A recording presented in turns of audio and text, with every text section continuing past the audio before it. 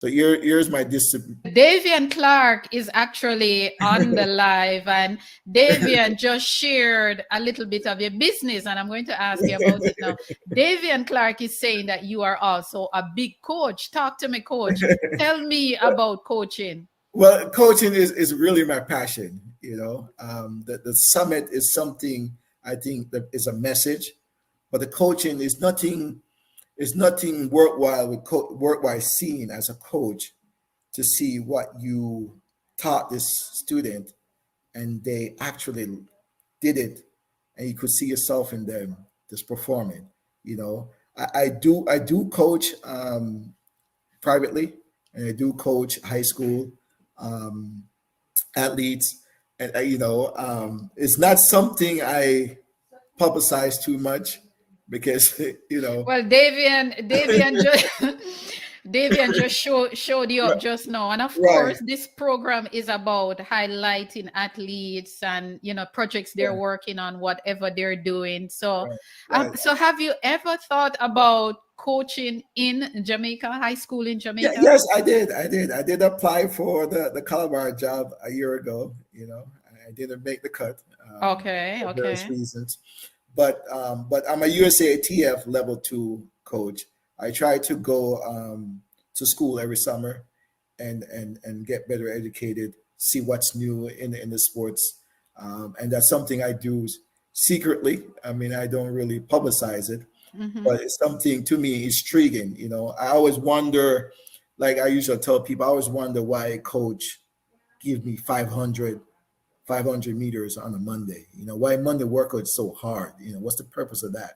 Tell me a little bit about that. Why? It's because you have to stretch the skeleton.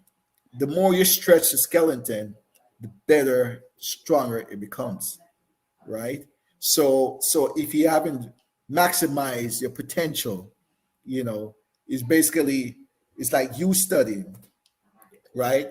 I'm not saying studying more make you a brighter person. I'm just saying it make you a better person, right?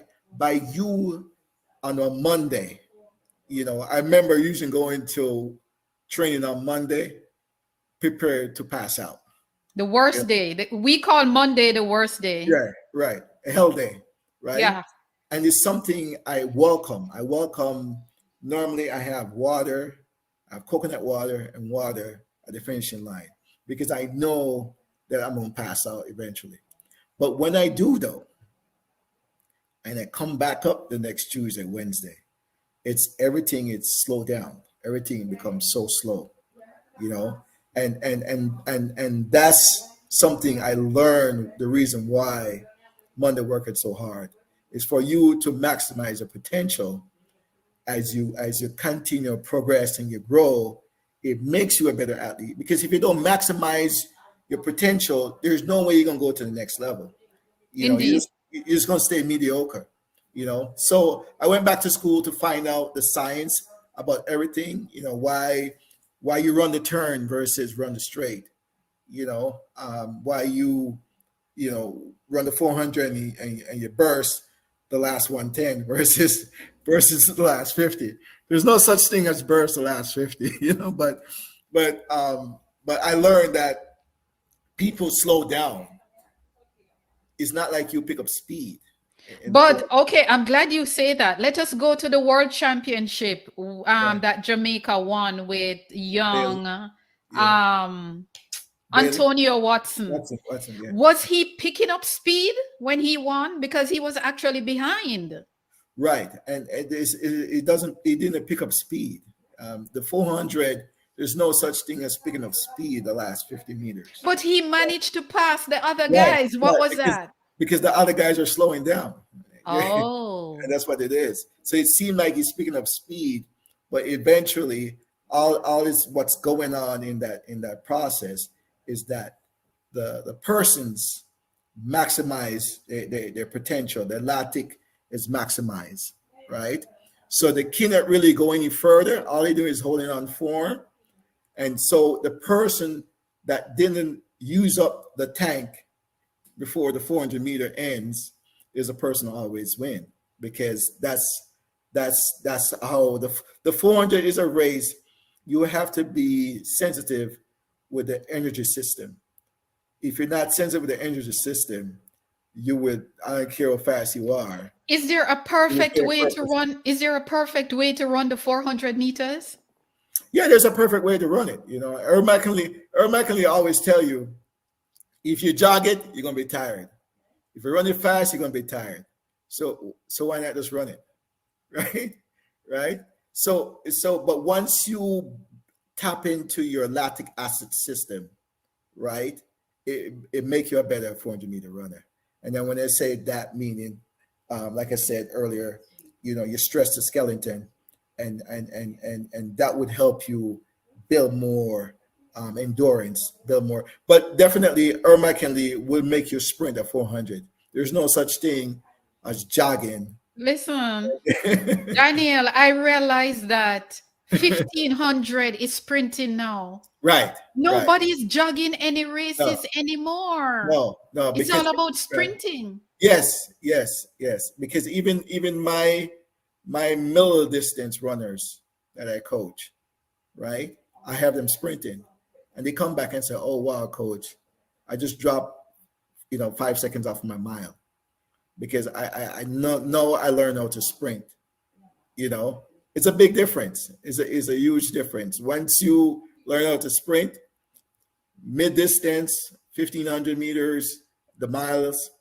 You have to learn to sprint. You, That's the difference. you're getting a lot of love from the comments. I don't know if you're able to see the comments on your No, computer, but that's you're it. getting a lot of love. Odian he's really saying a lot. He's saying that he actually said the same thing that you said, that the other guys they were actually decelerating, so, Yeah. and he also said about the 400 that distribution of speed over distance is quite important. What is he saying? Right. So it's basically he just saying that, um, really and truly, how I should put it, it's you cannot. It's still a speed race, but you have to be mindful how you distribute the speed over the distance, right? So I'm not saying you should go 80 miles an hour, right? It's you're not going to last, but you have to distribute the speed as you go. For example, when I used to run, I remember one time I used to run at the pen relays, and I saw, I got the baton. I think it was fourth. I think it is at the pen relays, and and I see the guys, right, and I say, okay, I got 300 meters to pass four guys, right? So here's my distribution of speed, right? For every 15 meters, I pick it up, right? Versus going zoom, right? Because you see these races, kids get the baton, they panic. Oh, Even in the yes. last championship, I saw it at Boys Champs. I saw it at Boys Champs 2016. I will say right, no more. I will say right, no more. right, and If you that's remember Boys Champs right, 2016, right, and that's the example of distribution of speed over distance.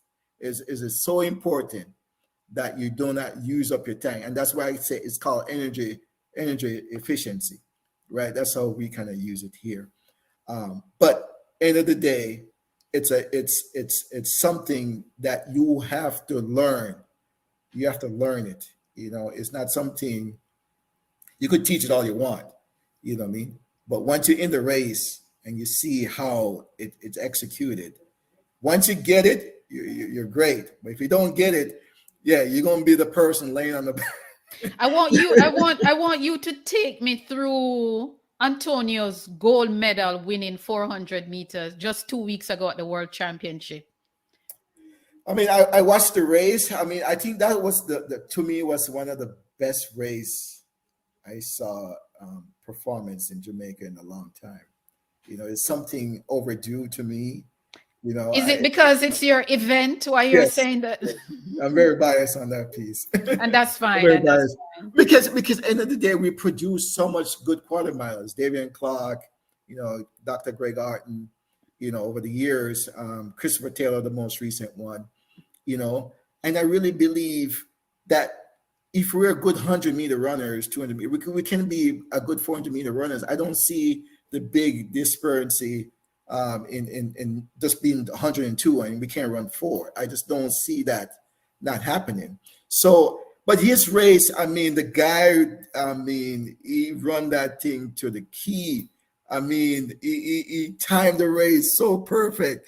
It was a Yes, I beauty. think he did. I think he did. That It was was a beauty. one of the performances for me. But Davian is saying you're giving away too much now. They need to pay for more information. All right, I shut up. But I love it. I love it. I love it. And I know that this would have been a good one because people have been waiting to hear from you for years, to hear your story, why you didn't come back to us, why you just left us like that and did not. But now you're telling your story. And, it's just a beauty to hear that. But just to go back to Calabar a little bit, Calabar is what you would say now, the all boys school that has produced the most world and Olympians at the highest level. We're talking about starting with Mr. Herb McKinley. We're talking about Mr. Arthur Wint. We're talking about Warren Weir, Maurice Smith, Jason Morgan, Maurice Wignall, Christopher Taylor, Sanjay Eyre, Frederick Dakers, Travis Michael. Oh my God, I'm getting tired. You being a part of this legacy that comes from Calabar.